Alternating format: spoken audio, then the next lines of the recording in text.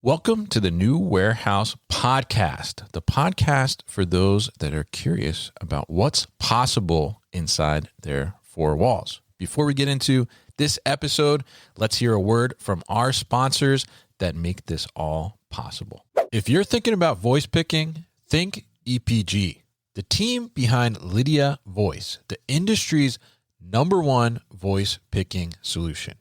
Warehouses rely on diverse teams, but language barriers can slow everything down. Lydia Live Translation empowers warehouse staff to communicate naturally in over 40 languages in real time. No template training, no dialect detection headaches. See Lydia Live Translation in action at Modex this April in booth B11122. That's booth B11122, or visit epg.com to learn more. Are you drowning in pre-sales engineering? Struggling with resource allocation? Losing opportunities because it takes too long to respond? Quoting shouldn't take weeks. Every delay slows momentum and puts revenue at risk. Today's automation buyers expect instant answers, clear options, and numbers they trust. iAutomate helps system integrators and solution providers create a customer-centric digital buying journey and deliver data-driven concepts and budgets, instantly accelerating pipeline velocity, increasing win rates, and turning speed into revenue. That's sales automation. Learn more at iautomate.app. That's iautomate.app. Running a 3PL with LPG or diesel forklifts? Fuel volatility, emissions, noise, and downtime add up fast. Big Joe Forklifts offers a smarter path with lithium-ion trucks featuring integrated batteries and onboard charging. No fuel handling, no tank swaps, fewer interruptions. Their Pulse telematics platform gives leaders real-time diagnostics, energy insights, and downtime prevention. You can see it all at Modex in booth 9313. That's booth 9313.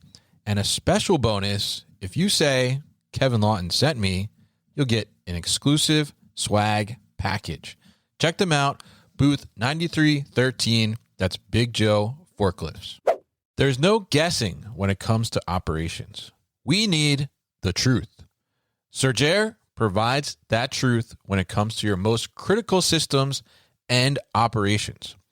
Trusted to bring the truth with 99.9% data accuracy to some of the world's largest companies like Honda, Toyota, DHL, Whirlpool, Cat, Eli Lilly, and more. When you need truth in your warehouse operations, bring in Sergere. Get the truth at sergere.com. That's SURGERE.com. Thank you to our sponsors, and now let's get to the podcast.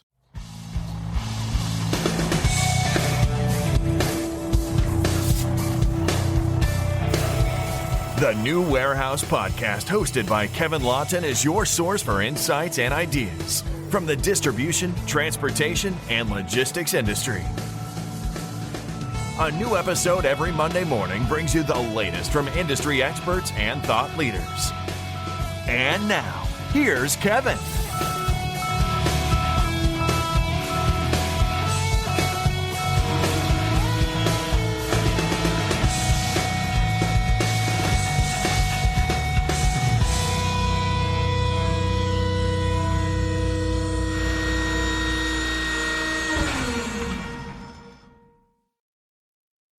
Hey, it's Kevin with the New Warehouse Podcast, bringing you a new episode today. And on today's episode, I am going to be joined by Guy Yehiav, who is the president at SmartSense by Digi. And we're going to talk a little bit about what they're doing in terms of increasing visibility within the supply chain space and logistics world in particular. We're also going to learn a little bit about what micro visibility is. I'm not sure what that is, so we're gonna learn something today for sure from from Guy. And we're also going to talk a little bit about how that's being used around cargo theft and what's happening in cargo theft right now, and some of the benefits of implementing IoT technologies within your supply chain and how that can have some positive impacts for you. So, Guy, welcome to the show. How are you? Amazing. Hey, thanks for having me, Kevin. Great to be here. And by the way, it's not how to use it for cargo theft. It's how to prevent Sure. cargo theft. Sure. Yes, this is not a tip podcast for cargo criminals out there. So just let's clarify that up front, right? So if you're listening and you were planning on doing some cargo theft, we're actually going to talk about how to make sure you can't do that cargo theft, right? So very good to make that clarification. Appreciate that, Guy. So good to get you on the show here and talk about these topics. So let's start off. Tell us a little bit about SmartSense by Digi. What is that, and what do you all do? Absolutely. So Digi International is a publicly held company, incorporated in 1985, went public 1989. SmartSense is one of the companies that runs by the conglomerate Digi International. And so my team and myself are running SmartSense kind of almost as a standalone, but leveraging the scale of Digi, leveraging the technology of connectivity. Digi is one of the well-known IoT connectivity type company, and so we're leveraging all the knowledge from Digi, which is fun.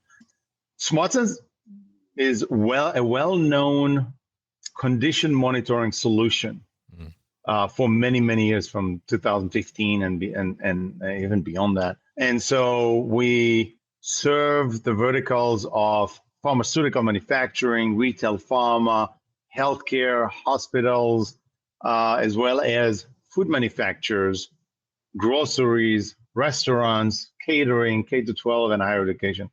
If you think about a vertical where you need detailed condition monitoring in order to prevent any contamination, right, and save lives, actually. So that's what we're well known for. In the last 18 months, we start serving also movable assets.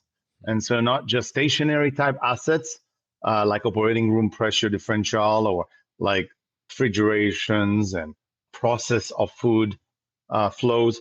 But besides that, we also move now to track and trailers on the move. So both any transportations as well as warehousing from a slotting perspective, picking, shipping, all the way kind of end to end, if you will. Interesting. And I guess, so within that includes basically the hardware to do that. And then I guess also the software, you provide both of those, right? We provide both. We are amazing at producing IoT sensors of all kind. However, when I took the reign about 4 years ago, part of the challenge was how can we continue to grow it a double digit? And the idea behind it was, listen, IoT is so fragmented, the market. After discussing it with my management team, we decided to create some co-opetition. And it's a word I learned at the MBA, but it's in working in theory as in practice. And the idea is to resell even our competitors, be able to integrate with our competitors. The thinking behind it is if a company already invested in sensors and they already have sensors, for example, pressure differentials or temperature, humidity, you don't want to force their hand to buy ours, even though ours is better for sure. But we can work with others as well if they're certified on our platform, so we can become the backbone for IoT. And therefore, you don't need to go and replace all of your sensors. We can work with them. And then later on, when you need new sensors, you can buy it either from us or from any of our certified competitors.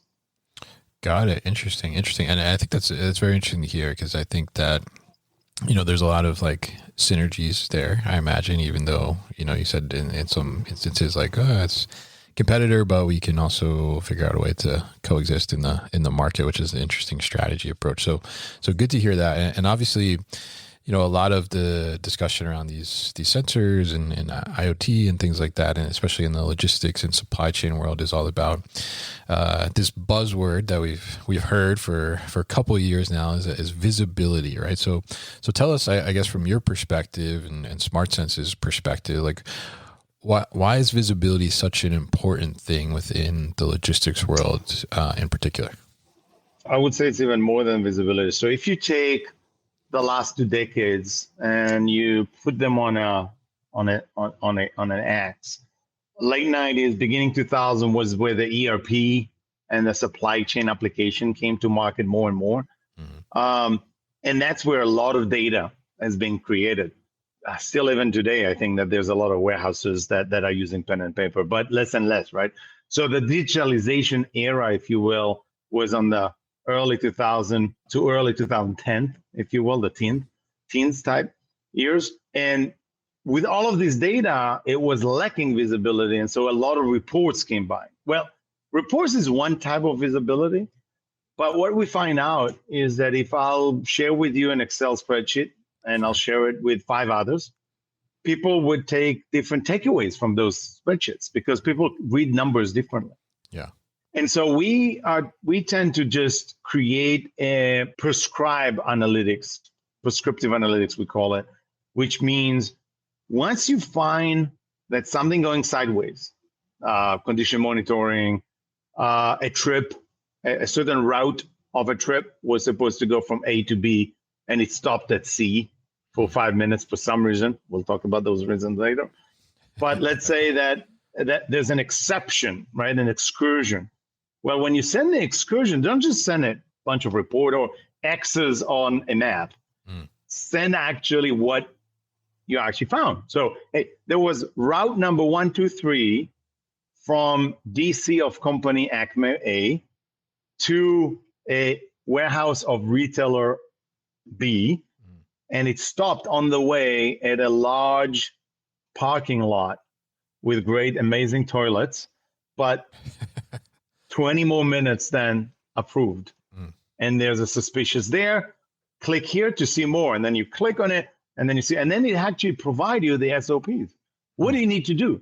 Do you need to call if it's your truck? You have actually a phone number and a truck driver. If it's a 3PL, maybe you need to call the dispatcher, or maybe you need to send an alert, or maybe you need to, what is the SOP that you need to do? And we're already there today. The idea is that once you load all of those SOPs and the root cause, a Gen AI engine can then prescribe to you what you need to do based on all the thousands of events that happened in the past and root cause of that. So that's the kind of that's where the next step is coming up to market. We already actually demoed it at the last user conference we had in Nashville in October. We call it Kai, which is knowledgeable AI. And so just like Siri and others, we have our own, and ours is called Kai. Yeah. Interesting. Yeah. And I like that, taking it to the kind of next level, right? It's like, okay, I see this, but then like, what's the next step? What do I do? Right. So incorporating those SOPs and everything in there, like you said, I mean, that makes a lot of sense. Definitely. Now tell us a little bit about this term micro visibility, because I saw this in some of the materials from you all, and I have to say that's not a term that I've heard before. So tell us what is micro visibility? Yeah, great question. So our customers asked us to start monitoring movable assets. It was not just, hey, we can do more things, because if you can do more things, then go build a new company and do more things.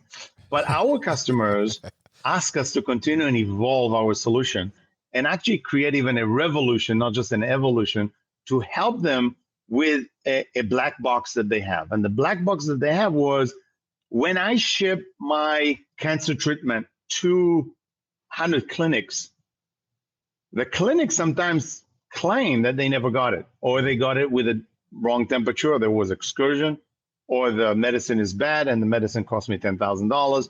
And it's not just the dollars, it's actually people that we need to treat and save lives. And if the inventory is not reaching the clinics at the right time with the right condition and the right shape, then actually lives are at risk. And so they said, listen, it's a black box. It's a 3PL. We ship it. They do give us tracking capabilities, but it's delayed. It's not in real time. And when they tell us that there was an excursion is after the fact. So what they typically do in 3PL and warehouse management is that you throw in kind of a data logger, a temperature monitoring solution that has a small microchip and hardware on it, just like a discon key or USB, if you remember those. And it traces every 10 minutes or every minute or every 5 minutes, and it takes the temperature and it logs it in. And then when you get the container, it asks you, hey, please take that USB stick and put it in your application so it will consume all the data. And guess what happened? It tells you, hey, there was an excursion for an hour and a half. Please don't use that medicine. What good does it do? It does good, because then if the medicine is negative, you don't impact anyone on the negative side. Sure. But you cannot treat the people that you needed to treat. And so with this gap, they said, hey, can you actually give us information in real time, tell us where it is, and tell us what to do to prevent that failure from happening? And that's the micro visibility that we talked about. So what it is that as soon as there's an excursion of temperature, right, that puts the product and the inventory at risk based on the condition that it should be treated at, it triggered an alert that goes through SMS, email, phone call, whatever you need, based on a hierarchy of alerts. And it tells you, hey, Joanna, your truck driver, Sam, it's Samantha, she's in Texas right now. It's August, and the reefer is off probably, or something is going on where the temperature is on the verge of being excurred too long. Yeah. Please give her a call. Ask her why the reefer is off, and maybe she doesn't know, she didn't follow through, and she just need to turn it back on. And then you see Sam actually stop by the side of the road, restart the reefer, and temperature is back on track. The clinic will receive the product the following day, and everyone is very happy. In order to do something like that, you need the micro visibility of not just the temperature and not just the real-time location services, but a combination of all of those to know where is the package existing currently. Once we deliver that capabilities, and actually it was at NRF a year ago, which is the largest retail conference in New York City, a lot of companies and network that is as part of my old network, because I used to serve the loss prevention industry before. And they asked me, hey, you know what? They said, if you have a micro visibility of where is my case, would you be able to tell me that the truck is going one way and the case is going another way, and there's a separation, and create a massive alert for me that I could actually send now to a third party police agent, FBI, whatever it is, based on where it is and what is the product. And then can you help us prevent cargo theft, which we can talk about what we found out through that as well. But that was the kind of the storytelling that we were asked by pharmaceutical and healthcare provider to create micro visibility of temperature and location services to prevent any failure of shipment. And then it turns also to support other verticals, both food. I mean, on the food side, think about the following scenario, right? You have a large grocer, and you see that a meat pallet is about to arrive to a store, and it's 10:20. Well, the invoice and the bill of labor and all of the flow, the truck was supposed to be there at 12. But hey, surprise, surprise, it's early. Well, if you drop the meat pallet at the dock and it will sit there for an hour, it's pretty bad, specifically if it's in Texas in the summer, right? And so the idea also behind it is to tell the people at the warehouse or the people at the store where it arrives to, hey, in 20 minutes, the meat pallet is here. I know it's early or I know it's late, but here it is. Be ready. 20 minutes, it will be there. Please finish what you're doing currently and go treat the meat pallet with a requirement on the temperature and put in the walk-in, et cetera, et cetera. So it served all the facet of the vertical that we already served before, right? But with volume 11, much more detail, much better capabilities.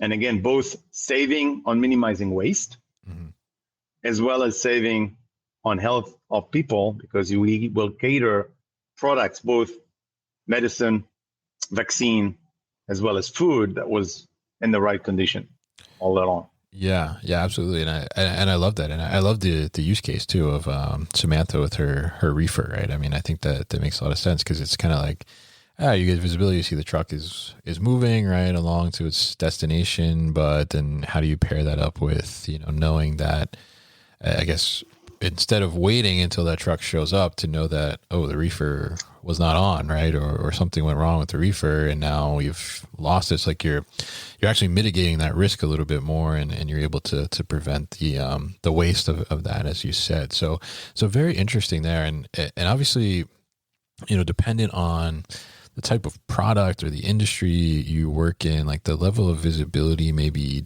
different that you want to achieve, right? So tell us a little bit about, like, how do you determine like that right type of visibility or the right level or extent of visibility that you should have within your supply chain? Great question. So the sensor that we put into the solution is we call it the T sensor, transportation sensor. Very smart of us. And it's version 1, so it's T1. Sure. Also very advanced. But we do have two types. We have T1R, which is a rechargeable one, and we have T1 that is disposable. What we are working on also is optimize the T1 disposable for a longevity perspective. Now, if you're trying to use it for 3-meter accuracy, so 4 satellite connection lock on the GPS, as well as the temperature, as well as light, as well as all of the sensors, it will be good to about 2,000 transmitter. 2,000 transmitter means what? If you want it every 5 minutes, it will be 10,000 minutes that it will leave, and then you need to dispose it, right? Well, is that enough or not? Well, it depends what the scenario, exactly as you just said.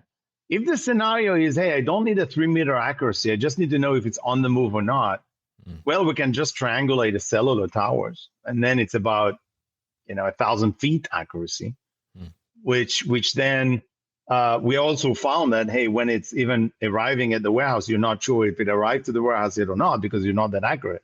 You're in 1,000 feet radius around it. And so it also depends. What's the accuracy that you need? What's the action that you will need? And based on that, what's the accuracy that you need? Another example was, so what we talked about is all the different facets of verticals. If you're looking at high-end luxury items and you're trying to create, or you cater to loss prevention to minimize any cargo theft, well, would you react in the same second that you will know that a case is going one way and the truck is going another way? If you have a plan and you have an SOP that you will be able to react such a way, then yes, it's worth it. Let's just do it. 3-meter accuracy, immediate, based on gyro, immediately when it stopped moving, know that it stopped. Immediately when it stopped moving, know that it stopped. Immediately when you see a change in light, right? So all that is being done at the edge for the technologists that are listening, right? So you need a microprocessor at the edge of this credit card size tracker that will know that someone opened the door of the truck or the container or the box, and that's an event. And based on that event, you want to start now tracking stuff. Or you say, you know what, if I'm not moving, don't track anything, preserve the battery. Only when I start moving, then start the GPS. If it's multi-stop 3PL, you can also do only when you have a movement after a light excursion, start looking at it. If so the longevity of the tracker is longer. And therefore, you could configure the sensor, the T sensor, with edge capabilities based on the scenario that you're trying to identify, and therefore the longevity is maximized. Why do we have the rechargeable? Well, if you're sending it within your network, because obviously if you're sending it to a consumer or to a clinic, you don't want them to ship it back to you, because that's incur a friction. Yeah. Hey, if you don't ship it to me, I need to charge you more money or whatever. It's a friction that you're trying to minimize. And so on the disposable one, you want to maximize the longevity. And if it's within the network, you can do the T1R And so, for example, a very Luxottica presented with me last year at the NRF the multi-truck capability visibility on micro visibility that we just discussed for Oakley that they did. Okay. So Oakley, as you know, is a high-end luxury fashion as well as glasses. And they track it all the way from China on the manufacturing side, making sure that it doesn't have any diversion into a Me Too type production site. It goes directly to the ocean freight. From the ocean freight to Portland, from Portland down to Tijuana for repackaging in Mexico, then up on the truck to Atlanta, then from Atlanta in the air all the way to Italy in Milan at headquarters, and then down through all the way throughout Europe. And so in order to do that, they use the T1 hour because at any given time, they can actually then repurpose the tracker, recharge it, and put it back in the case. And that's available, by the way. If you want, I can send you the link. You can review it. Some really, really cool insights that they had from it.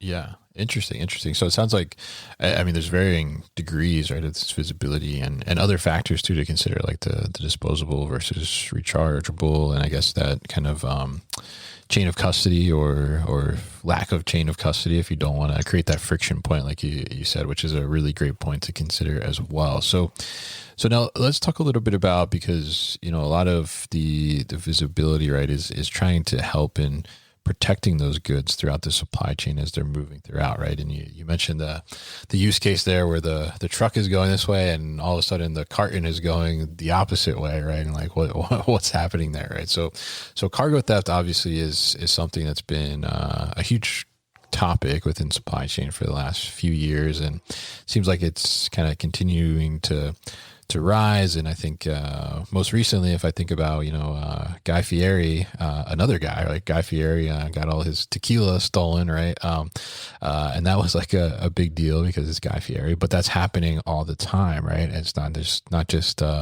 celebrity chef spirits, right, that are getting stolen. So tell us a little bit about kind of what is going on with cargo theft right now. Is it continuing to rise? Is it getting any better? What does that look like from the supply chain perspective?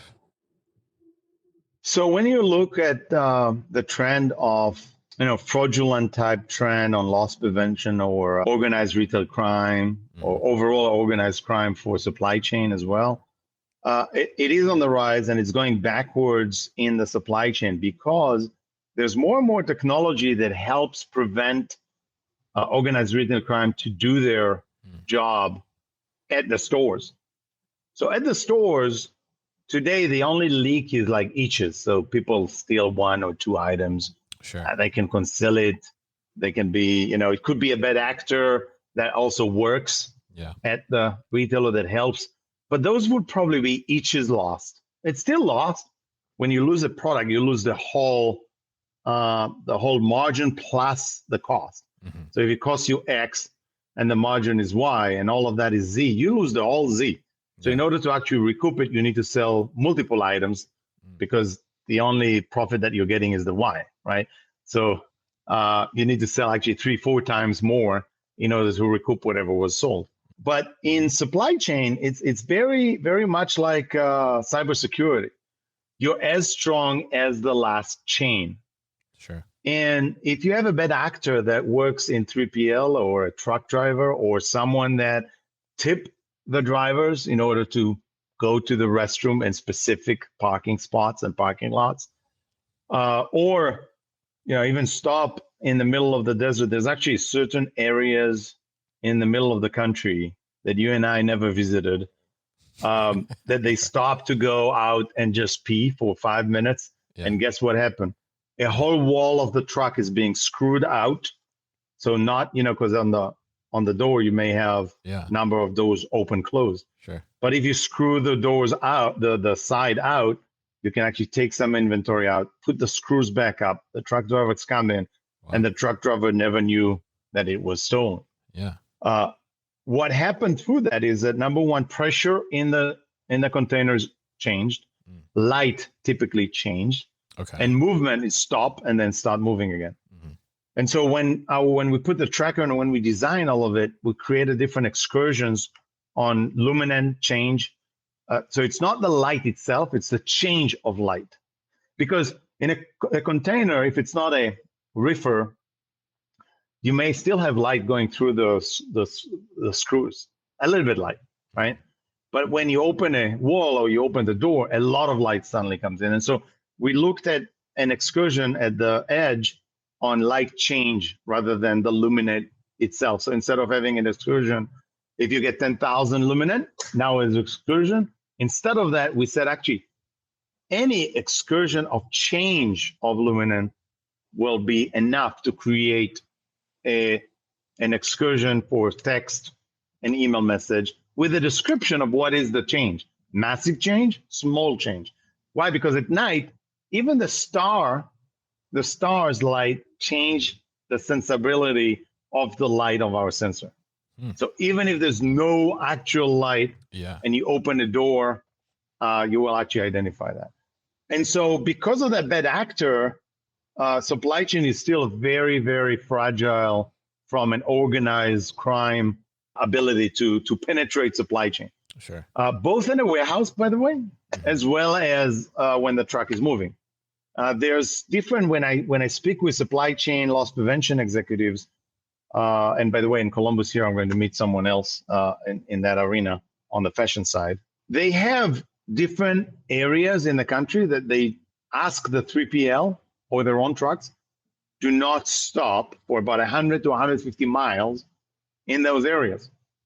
And so they have zip zone areas that they ask them not to stop. Now, if they load this information into our platform, so we put a round or square or whatever dimensions you need. And so if the truck is moving through those, it's all good. But if the truck suddenly stop, there's an excursion that says you should not stop. Based on our agreement, you should not stop here, right? And so there's different type of excursions. And supply chain is still very fragile. And when you can imagine that if you take a truckload, you open up the door, we're not talking about inches. We're not even talking about cases. We're talking about pallets that could take it off. Now, if you take all the pallets, when the truck will arrive, they will immediately see that it's stolen. Right. The issue comes when you take one pallet or you take a few cases and no one noticed that it was actually, there was an excursion there. Now, what happened then is that we call it a bubble of air.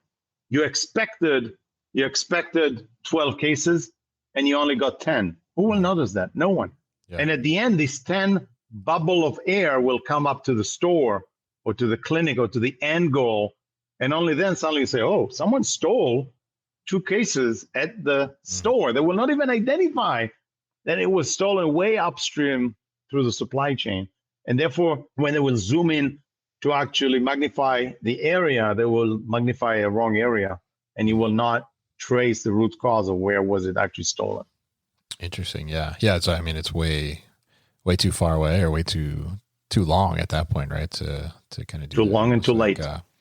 Almost like a TV show, 48 hours, right? You got 48 hours to find the perpetrator, right? And I think it's fascinating to hear, some of the lengths that these cargo thieves will go to. I mean, taking the wall off the trailer and to get to it. I mean, I think is pretty remarkable and incredible. But the technology that you're offering and these sensors, right? Sounds like it's a really great way to try and mitigate that and try and at least, even if it happens, really pinpoint, understand where does it happen, and then ultimately collect that information to be able to pass that on to the proper authorities to address it and try and hopefully recover that material at some point. Because as you said, and I think that's a really interesting thing to point out, right? Is, when you have something stolen, it's not like it's one for one, right? It's you're losing the cost, the investment in that inventory, but also the potential revenue and profit that you're getting from that. So you have to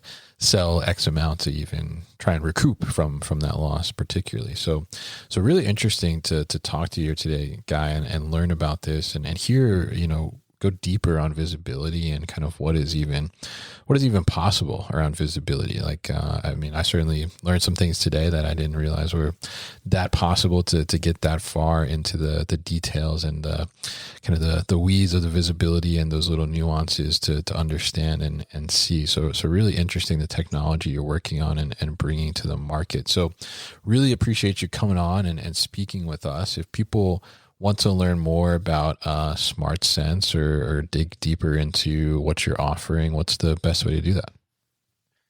Best way would be to go to smartsense.co.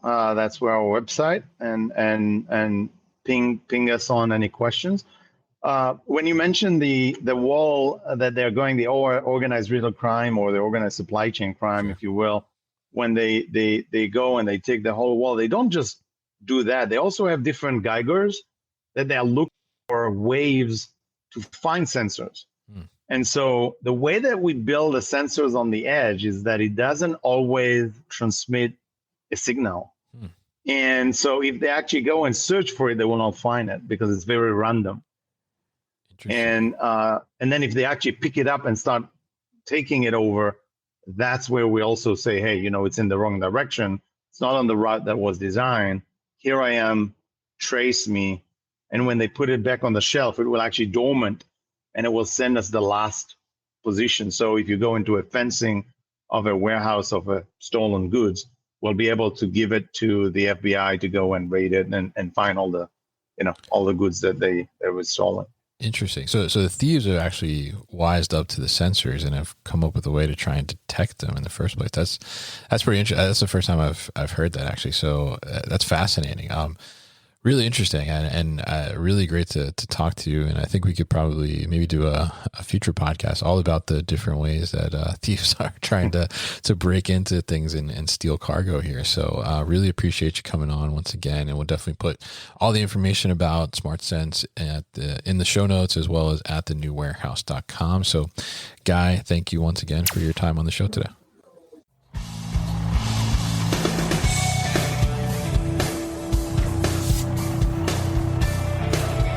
You've been listening to the New Warehouse Podcast with Kevin Lawton.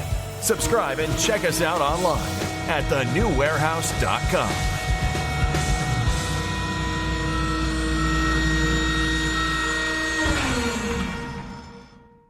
Enjoyed this episode?